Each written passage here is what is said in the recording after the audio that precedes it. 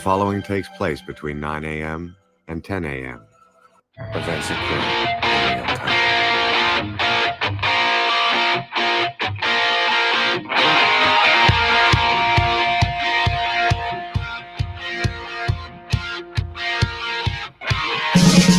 Good morning, everyone. Welcome back to FPC Radio Live. It's Thursday. It's January the 6th, 2022. And boy, a lot has happened over the last 36 to 48 hours since we last graced these airwaves and on the nice video machine that is Twitter, Twitch, Facebook, and YouTube.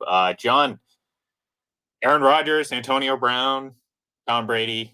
Oh my, there's a lot going on right now.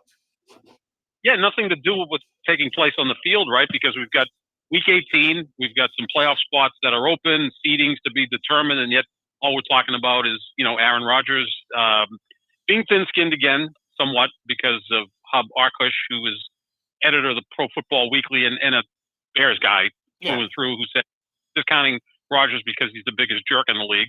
And then you got Antonio Brown, who's, apparently maybe the actual biggest jerk in the league. Well, he's done things that are criminal. And he's posting his bank account, which I'm trying to get into to see if I can get some money out of it. But apparently I don't have the wherewithal to do that. But yeah, I mean, it's just Antonio Brown and Aaron Rodgers. And now we're going to hear from Brady at 1 o'clock, who's going to handle things diplomatically because now we got Alex Guerrero involved. And Bruce Arians apparently didn't know that AB had a bad ankle, although fantasy managers knew about it because it was championship weekend. And if you had Antonio Brown, you probably didn't start him because of the ankle injury. So yeah, a lot of fun stuff heading down to the final week of the season. Yeah. And most importantly, John, since we last been on the air, my thoughts and my wisdom has been put on paper, or in this case on digital print, as we say, as the strength in the case for Tom Brady as MVP is strengthening, my friend. And there's been more national attention for a lot of the points that I've been making on the show, what feels like every day for the past month. And you can back me up on that because you have to listen to me. And oh, yeah. I feel like one of the Iranian hostage survivors. Yeah. 50 days, held hostage in Tehran. Yeah, I was going to say blasting Van Halen over and over again, right? That's essentially the noise that it probably it sounds like coming from your end. But look, hey, I would accept it. If it was you two, I'd enjoy it. Yeah. Well, look, I mean, look, it's been satisfying because I do think that people are really going to start taking notice. I've been putting out the data dump sheets the last couple of weeks that have really kind of put a lot of this race into perspective. And one of the things I've been harping on, which I got some blowback, not from you, but from others, about drops and stuff like that. Well, when you break down the case, and I kind of equate this to, it's so thin for Rodgers when it comes to those efficiency stats that you pull one thread and it starts to unwind. And by that, I mean, you talk about QBR and EPA and those things, those stats that Rodgers is leading in. And all you got to do is look to a Green Bay account to see just the stats Rodgers is leaning in. There's no fan base or media group that picks and chooses what stats they want to use, like Packers fans. But if you go through and look at the stats that he is leading in, they're so heavily impacted by those drops. And I know people are going to sit here and say, oh, but he throws so much more, or this, that, and the other. And I say very much this. And I tried to tweet this yesterday, but my phone was at 1%. And if anyone is familiar with trying to type things at 1%, sometimes your phone doesn't catch up quite as quick as your fingers go. So there's some typos. So after the fact, I realized it could have been a little bit better grammar, at least a better spelling on my part. But I said people are confusing this MVP race as efficiency versus volume. When the reality of it, John, is it's efficiency versus volume and efficiency in the case of Tom Brady. And it's surprising to me that is not being talked about enough. And although I do think that there is some more momentum for the looking beyond the surface and looking beyond the narratives, which I think is really kind of outweighed a lot of what's actually happened on the football field.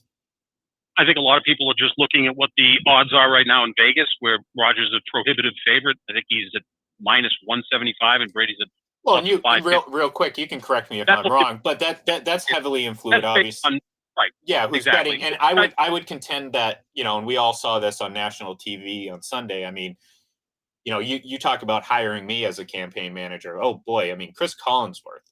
I mean, if you want a guy to get up there on national television and shamelessly like just pump you up and like we all listened to it on Sunday. We heard him say things like, barring a miracle, I just this guy is the hands out, not even mentioning Brady, not even taking into account the comeback victory. So you get that type of national attention, it's going to sway bettors, correct? And that's obviously going to influence odds. Oh, and sure. Yeah. yeah. So now, obviously, they want to balance the books, and that's what it's sure. all about. And look, if I was a betting man, I'd throw $100 on Brady right now at plus 550 because if it's going to be that close, that's pretty good value. Mm-hmm. Comes down to 26-24 in the vote, and it's not going to come down to that because there'll be a few that vote for Taylor, there'll be a few that vote for Burrow, there'll be a few that vote for Cooper Kupp, and they may even be someone that throws in a TJ Watt or like a Parsons vote, because they think a defensive player should win the MVP, which hasn't happened since 1986 with Lawrence Taylor. So yeah, I mean, if I was a betting man, I'd throw $100 on Brady because I think he still has a real good chance to win it. Look, I think it's going to be close. I've been saying that for the last 3 or 4 weeks. I know what the gambling sites are saying are completely different, but that's more of an accounting thing than how it's actually going to maybe end up with. So, and I've told you why I think that the national broadcasters, I'll use Chris Collinsworth as an example, they're playing Sunday night. They either have a Zoom meeting or an in-person meeting with the players on Friday or Saturday. And I am sure that Aaron Rodgers just charms the pants off of them. And he can be a very engaging guy. I mean, he's a bright guy, thinks he's brighter than he is. We know that. Maybe he brought, Atlas Shrugged to the meeting to show everybody that he's reading it. But I think he does that. Whereas Brady, I think, is more just kind of, well, it's business. I'm just going to be here and, give you something, but not much. And we saw this with Brett Favre, right? With John Madden. John Madden loved Brett Favre. So I think that that's part of it too. The interesting thing is that Collinsworth's, part owner of PFF, isn't he? Yeah. Is he not buying into his own stats, or is he just doing this as, I'm on national TV and I'm going to, blow smoke up Aaron Rodgers' what? So it's all interesting. All that matters is the 50 voters. I mean, we can all sit and talk about it every day, which apparently we have. Chris Collinsworth can say whatever he wants to say, but the 50 voters are going to decide this, and it appears that one already is not going to vote for Aaron Rodgers, but he may not have voted for him anyway. And again, because of it's one man, one vote, which I think is a flawed system anyway, that you either vote for the one and no one else get voted for according to that one particular voter. So I think it's going to be interesting. It's you know what, I'll make a deal. Here's what they should do, right? Because I think it's going to come down to the two of them, and I think they're going to meet on January 30th for the NFC Championship game at Lambeau Field. Maybe before the game, they just go up to each other and go, "Look, whoever wins today, you win the MVP." Yeah.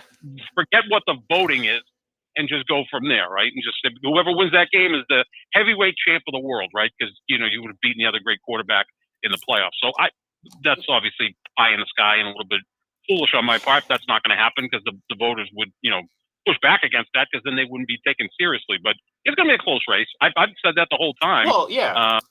And I don't think it's 48-2 in favor of Aaron Rodgers. I don't think that's going to be the case. Well, and I think that's the big difference. And I've said this for a while that like the people that are loudest on this, including myself, none of us actually have votes. So, the perception of where this is leaning might be a little bit off. But from my observations, and I'm not, again, I don't include you with the general Packers fan base when I say Packers fans or Rodgers fans, but it seems that a pattern of, and this is not surprising because in my opinion, it's necessary to even make the case, but a selective stat usage. Like I saw it a lot on Twitter yesterday from not just fans, but like, accounts that have, are part of, notable sports networks or whatever, literally just listing the exact stats that Aaron Rodgers leads in. And to me, that's incredibly disingenuous when you're trying to make a good point. and they'll sit there and pretend like it's not a big deal. But when you have selective stat usage, then it really kind of shows the weakness of your argument. Because to the credit of folks that I think are pushing for Brady, I don't think anyone would sit there and claim that it's not him and Rodgers in a close race. And Right. like, and what I've put out there, I've put out stats that favor both of them. And I think the bigger, because again, I've always contended that, look, in my opinion, stats are a better reactory device as opposed to a predictive device. But I've never ever sat there and said this one stat is above all else. You have to take in the big picture, and then of course, try to line that up and match that up with what we actually see on the football field. And so I think for the most part, the folks that are pushing Brady's case have done that. Not so much from the Rodgers side. And again, this might be generalizing, but if you followed my timeline over the last a week and a half, I'm pretty sure I've interacted with just about every person from the state of Wisconsin. So Without yeah, so Yeah, I think I have a good feel. Yeah, I think I have a good feel. Both. Yeah. They know who you are. Oh yeah, no, they do. But I look, wonder what would happen though if Brady was still with the Patriots, putting up the same numbers, having the Patriots at 12-4 and fighting for the 1 seed in the AFC. Obviously, Patriot fans would be as nuts as Packers fans because, of course, Rodgers has been there 17 years. Brady would have been in his 22nd year here. So I mean, there's a lot of history there. Whereas now that Brady's in Tampa, it's more just Brady fans. I don't know if the Tampa fans are like getting involved in this. They're probably still in shock that the guy plays for them. Yeah, like they probably, if you're a Bucs fan, you wake up and go, Tom Brady's our quarterback. How the hell did that happen? Well, I do think that there's some of, because they've seen it already just in the last year and a half with him as the quarterback, how different he's viewed among the national media in terms of how he's treated, what the standard is for him. And look, the standard's high for him, but what I'm talking about is like I said, going back to one of those national folks, like, how many times I had to almost mute this phrase, but it's just the Jets. I mean, how many times did we hear that? And I saw him get criticized for almost losing against the Jets. And I'm sitting here scratching my head. I'm like, didn't it take the Packers 4 Baker Mayfield interceptions 2 weeks ago to barely win that game against a playoff-less Browns team? So Cleveland is the Jets. I'll say no, that. but at the same time, Brady gets criticized for throwing 5 touchdowns against Miami.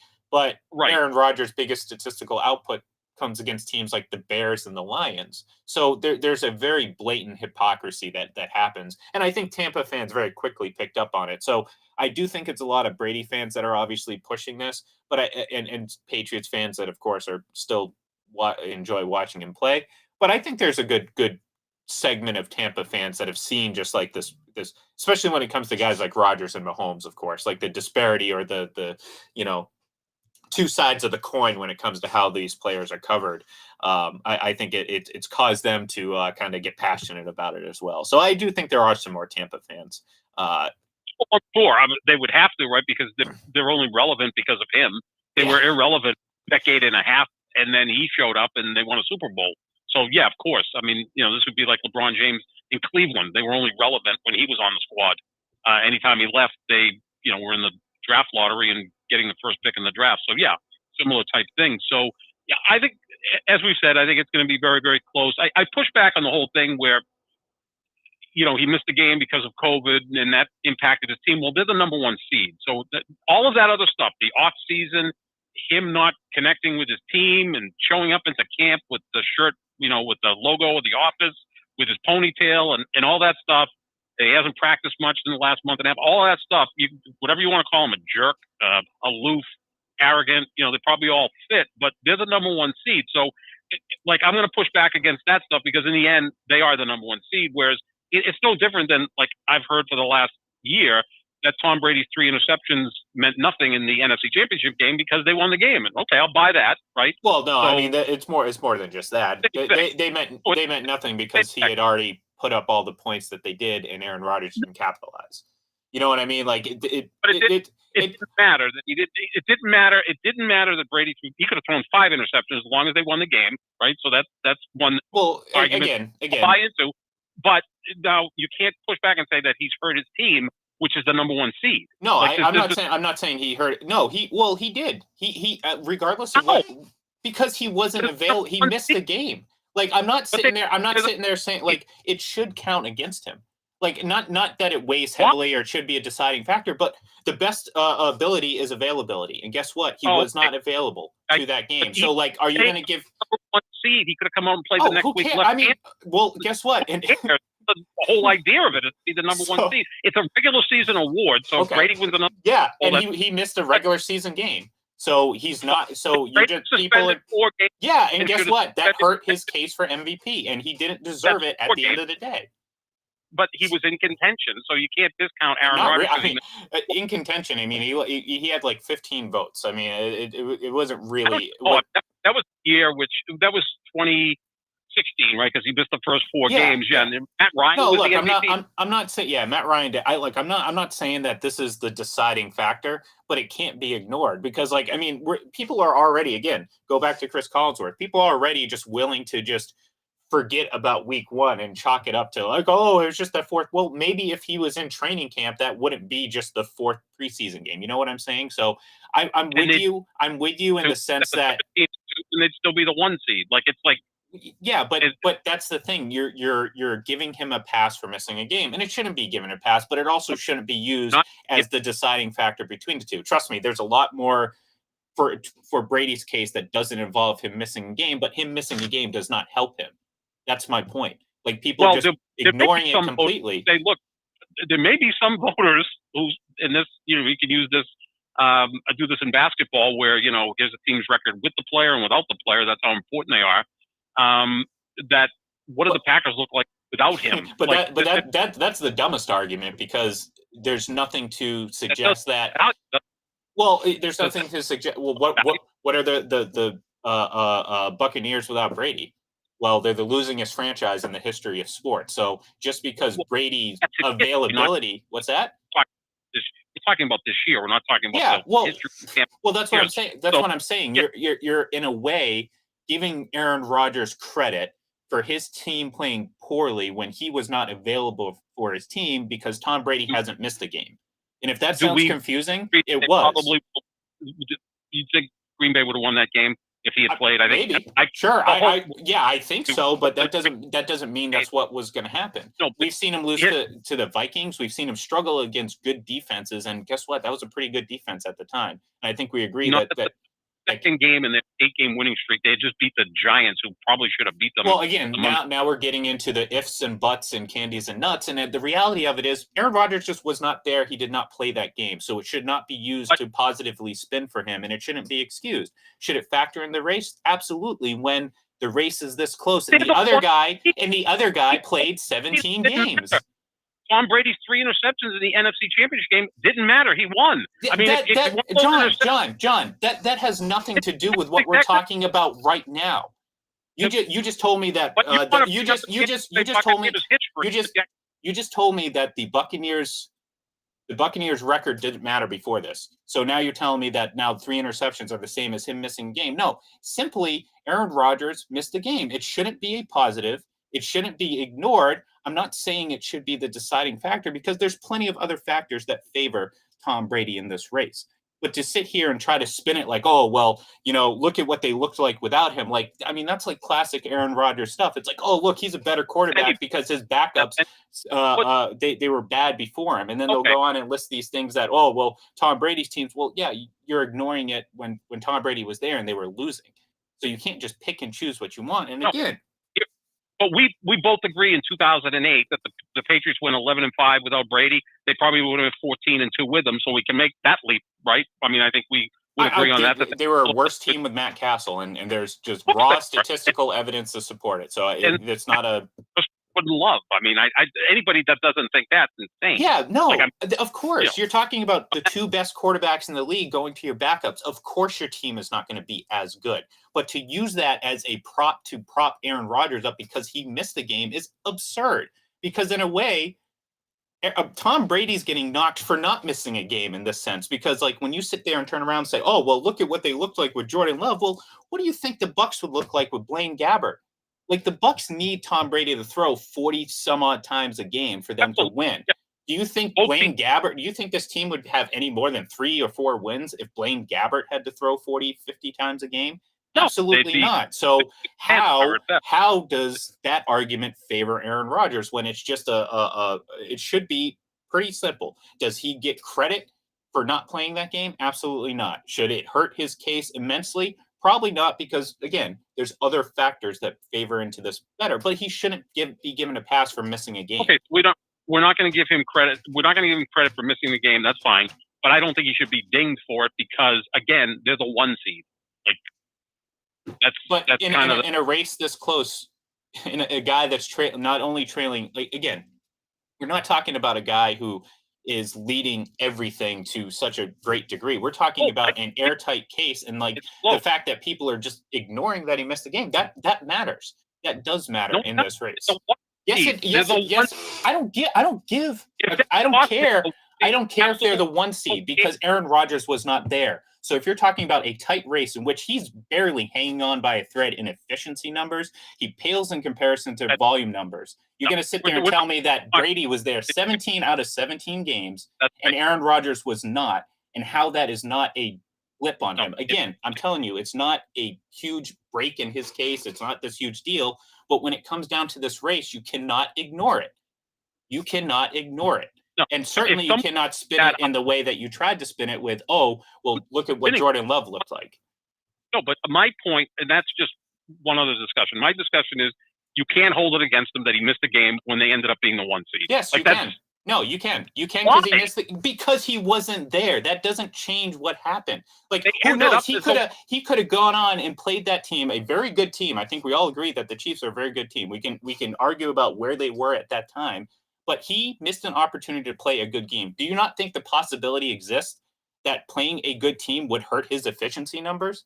Sure. Just as much as you can assume that maybe they win, you can also make assumptions that maybe he doesn't have this nice and easy game like he has against the Lions. Going into that game, they had the worst defensive metrics in the NFL. I know they turned it around. Again, a lot of that had to do with playing against inferior quarterbacks. So, I mean, at that point, we were talking about the Chiefs' defense giving up nearly 7 yards per play. Okay, they make that's look fine. Like that's fine. But again, you're talking about what would happen if he was there. Oh, they'd likely win. Sure, yeah, I probably agree with you. But to ignore what could have happened as well, that's why he doesn't deserve credit for missing a game. And in a race this tight, I'm not giving him credit, saying he shouldn't be dinged. No, that's giving him credit, because he should be dinged for it. Not that it matters a whole lot, but again, in a race that is this close, you have one guy that's played all 17 games versus a guy who missed the game. Yeah, it's going to weigh a little bit on it. And to suggest that it shouldn't is, again, that's a little absurd. And like, at the end of the day, it's not going to come down to the fact that it was this one game. Again, I think there's plenty of other reasons why Tom Brady's the MVP that don't involve this. But when it comes to the race and how tight it is, you can't just say that, oh, it doesn't matter because they made the 1 seed. No, it does matter because, again, availability is the best ability. And guess what? He wasn't available for one of those games. And part of it was a choice that he made not to get vaccinated, which guaranteed, again, like I said before, outside of this happening at the very beginning of his bye week, this guaranteed he would miss a game. At the very least, if he were vaccinated, there would be a chance that he could have played and would have probably likely played, given the time frame and everything like that. So. Time frame Wednesday to Sunday, but that's, obviously several months ago. I was more concerned that he was going to miss the next game, because if he, didn't test out, then he would have missed the next game against Seattle. So, you know what's going to happen with this? There's going to be 50 voters, and are they not the 2 most polarizing players in the NFL? By far, I don't even know who's third. I mean, Antonio Brown's, insane, but he's not a quarterback. People generally like Mahomes. I mean, I know there's people pushing back and all that stuff, but the 2 most polarizing players in the league are Brady and Rodgers. There's supporters that, make them into saints, and then there's people that hate them. So it's going to come down to those 50 voters. And if anybody doesn't think that those 50 voters slant a certain way, then they're insane, because we're all human beings, right? Mm-hmm. Like you said, I don't think Hub Arkush is the only guy that's not going to vote for Aaron Rodgers because he despises him. And there's probably some people out there that aren't going to vote for Tom Brady because they don't like him either. So the point of this, too, is they've both been around forever. Like, so now you're like, there'll be some voters that say, you know what, I'm going to vote for Joe Burrow. He seems like a good guy. He got Cincinnati into the playoffs, which seems almost impossible. And the other two guys, I'm sick of them. You know, there'll be a few voters that go there, and there'll be a few voters who say, well, Jonathan Taylor, I'm going to vote for running back. So I think it's going to be interesting when this thing gets announced.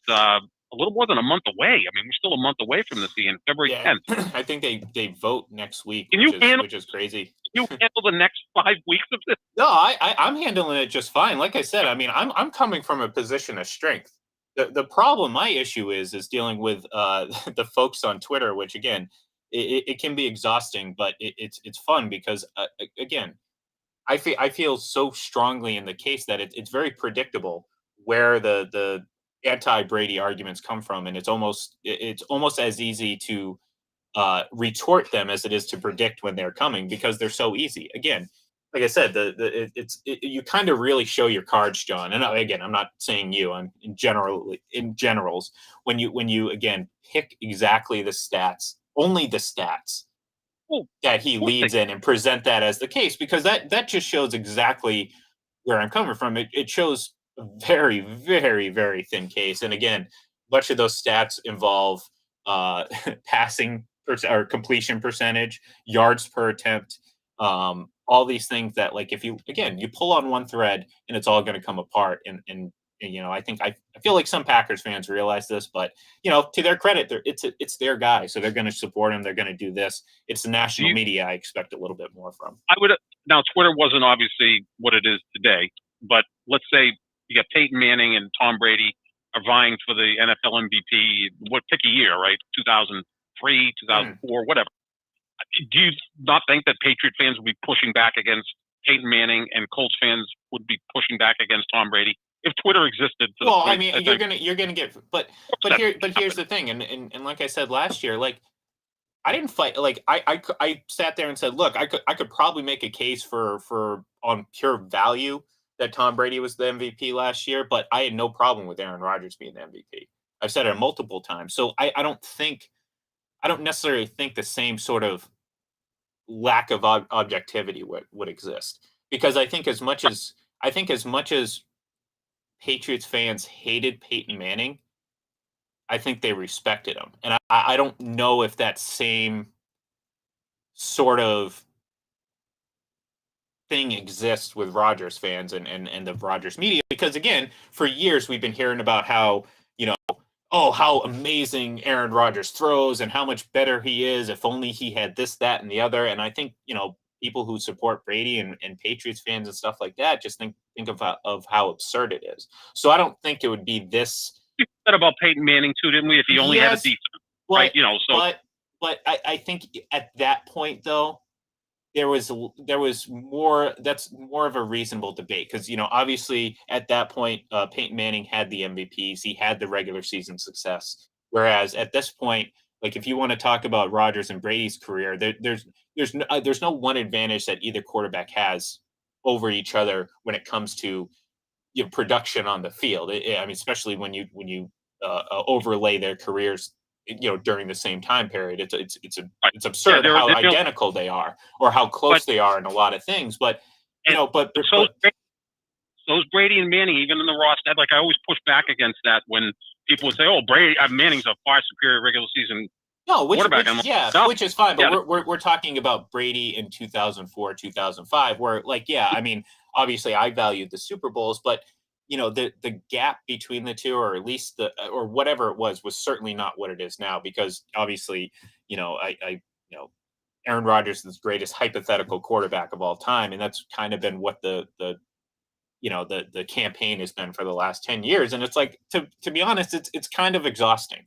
You know what I mean? Because I almost wish that like people would be able to appreciate what he's done in a more appropriate perspective, because for the last 10 years we've had to hear about how he's, you know, oh, if he had this, that, and the other, he'd be the GOAT. So that's why I think there's a lot of this pushback and a lot of. I agree 100% with you on that. Yeah. Absolutely. I mean, you saw the list I put out the other day, the 20 greatest quarterbacks of the Super Bowl era, and you know, Brady's in his own class, and then Montana's in his own class, and then I put Manning and Elway in their own class, and then I put Rodgers at the top of the fourth class, and I'm surprised Packer fans didn't come after me. And I'm like, well, that's where I think he belongs. I mean, if he wins the Super Bowl, he'll probably stay fifth, but he'll move up to that third level. Yeah, maybe there'd be a little gap. Maybe he kind of is in maybe between those tier purgatory. You know, maybe he's got his own like little mini tier or something like that. But which I think he deserves. He needs to be on his own. Well, he doesn't like being around other people, so maybe he would appreciate it. But I always, what I push back with Rodgers is when people think Brett Favre was better, I go no, and when people think Dan Marino was better, I say no. I push back on that. So that's like the guys above him, I'm comfortable with saying they're better than him. Well, that's where the impasse comes, because like kind of to your point, a few years ago, I would say that Aaron Rodgers was probably this generation Steve Young, and I would say that thinking, I think that's a compliment. Yeah, like I mean, I think that's a very good comparison. They were both very efficient players, high passer rating. Very, obviously Steve Young threw the 6 touchdowns in his Super Bowl, and Aaron Rodgers obviously had a good Super Bowl himself, but both capable of putting up huge numbers, but, kind of similar play styles where it's like they're not necessarily a runner. Whereas, I mean, I think Steve Young was a little bit more prone to run, but, they both had that ability. So to me, I'd be like, oh, that's I think that's a compliment. And I would get ripped by Packers fans like it was an insult. And I'm like, I don't even know what to do. Like, no. Yeah, so even off the field, there's some similarities. Yeah, like Steve Young's a very aloof, bright, like kind of a strange guy in his own way. So yeah, I mean, that's a fair comparison. Rodgers has had a longer career now. Well, I said that mostly a couple of years ago. I think again, you add in another MVP last year, and depending on what happens this year, again, I think this stuff. And this is where it's also being inaccurately portrayed. It's like, and we've talked about this before. All this stuff only benefits Aaron Rodgers, and not in relation to him versus Tom Brady, but just him individually, his legacy. I mean, this has nothing. At the end of the day, this has nothing to do with Tom Brady, because even if the Packers beat the Bucs in the NFC Championship game, at best you've matched, what happened last year. So. Are you going to sit there and, people are, obviously people are going to blindly, this is kind of where I get my, my anger comes from, but it's like people will sit there and say like, oh, well, Aaron Rodgers beat Tom Brady in the most recent. And I'm just like, all right, whatever. But the point is, they split the end. Now Rodgers would still have to go out and win the Super Bowl. Can't beat Brady in the NFC Championship game.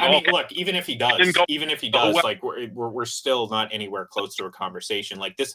This would be again, this is about Aaron Rodgers individually in a vacuum, not Aaron Rodgers in relation to the GOAT conversation. This is Aaron Rodgers, his own legacy. Is he, to your point, going to be, the back half of the top 10 with the guys like Marino and Farr, guys like that, or is he going to elevate him to that next level that not everyone can get to? So you're right. I think you make a great point. He's kind of got his own thing right now, right? Like you got obviously Brady, Montana, Manning, Elway. Here we go. That's the Mount Rushmore, if you will.